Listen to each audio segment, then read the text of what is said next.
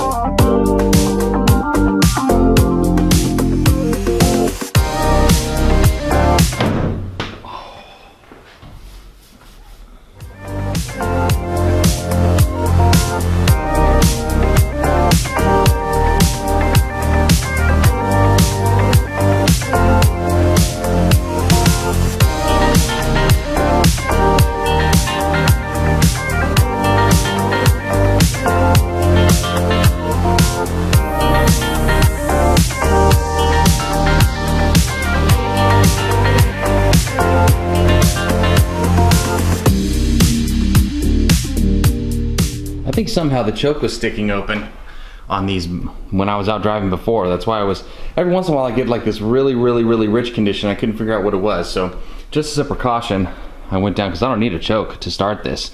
Doesn't matter how cold it is, it's supercharged. Don't really have much of a problem. So what I did was I went and cut the old carburetor spring when it was on the old motor and just tucked it up underneath there. So now it will hold these chokes open. So I don't have to worry about the chokes closing up on me. So I've got a spring there and I've got a spring over on this other side, and it looks to me like it's working pretty good.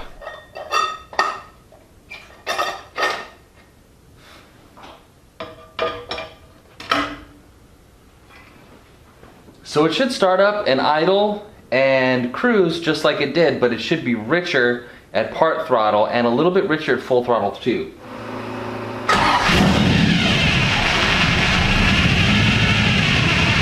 Idling 12 to 1, 13 to 1 at 600 RPM.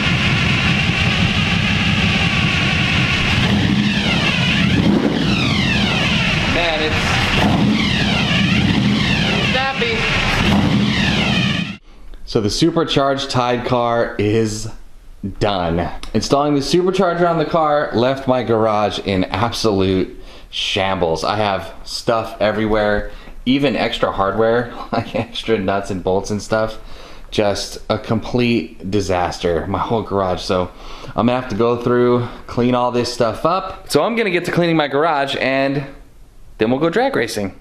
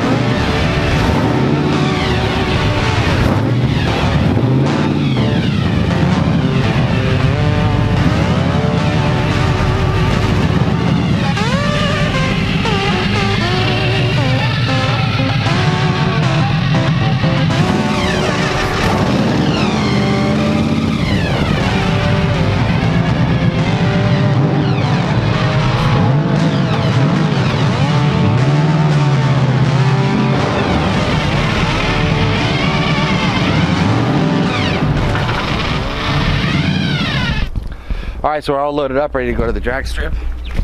I gotta say, I think it looks good on the back of the trailer. It looks freaking cool. So we're gonna probably head over to the gas station, gas up, and then head to the track.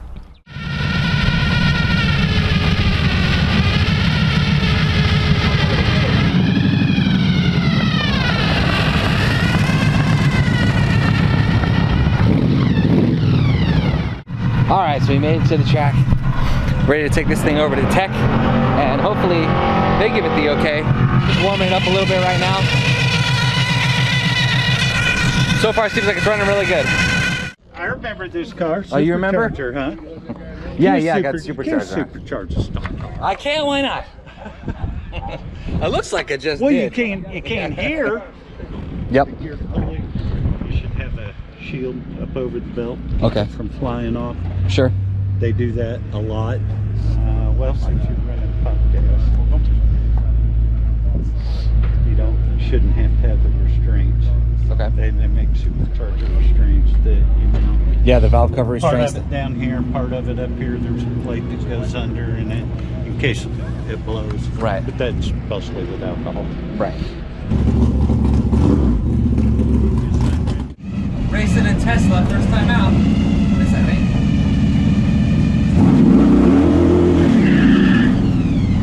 Whoa, man. I can't see the lights, the staging lights.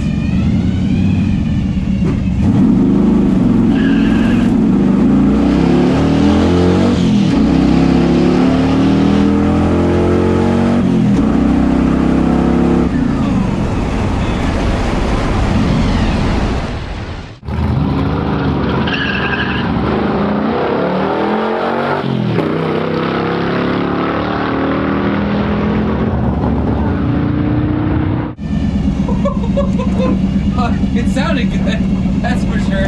Dang. Thank you. 8.7. So definitely way faster. 8.79. It didn't blow up. It didn't blow up.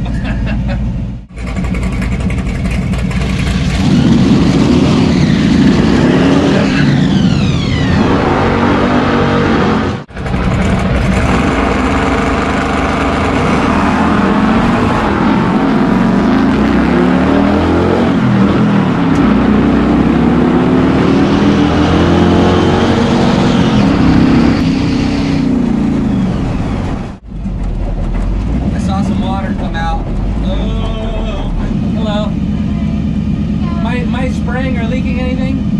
No, that's okay? I thought I saw some water when I was at the end of the ride, but okay, thank you.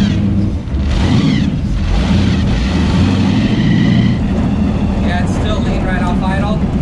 But man, when it's full throttle up like 5,000, 6,000 RPM, it's like, it really cooks. Like it feels really good.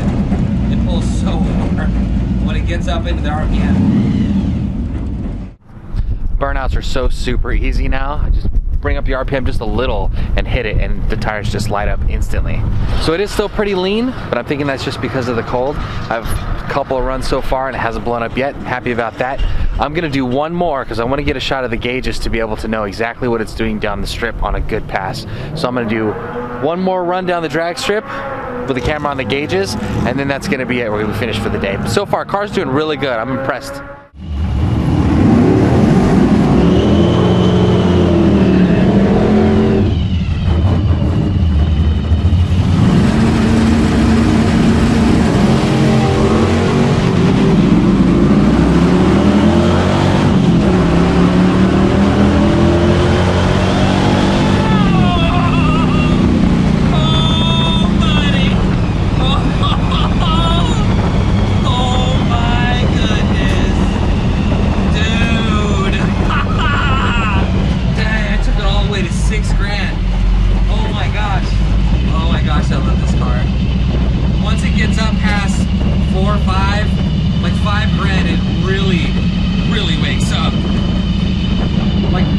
That's when this thing really comes on.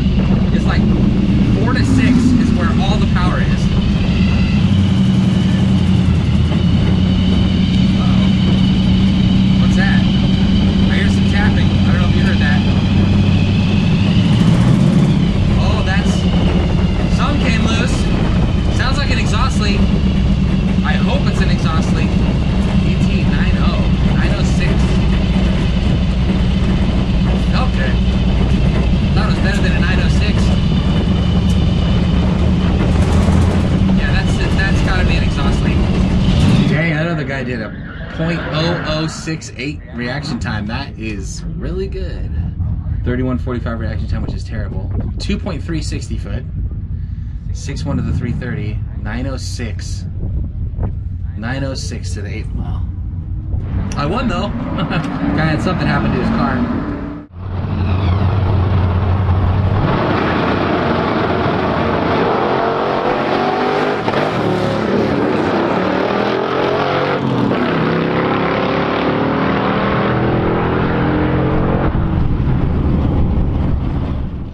But that's gonna be it for our trip to the drag strip.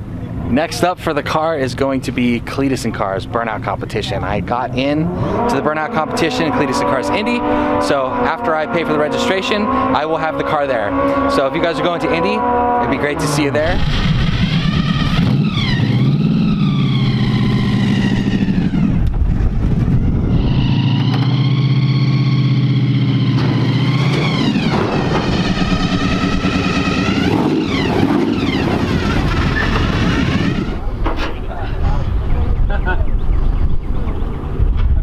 Exhaust off here right now.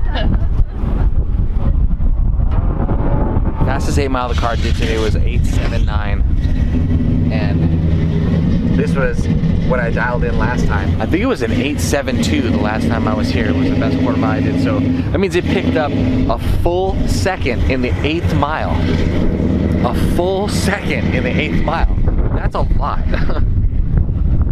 So I'm super happy with that, but now it's time to go home.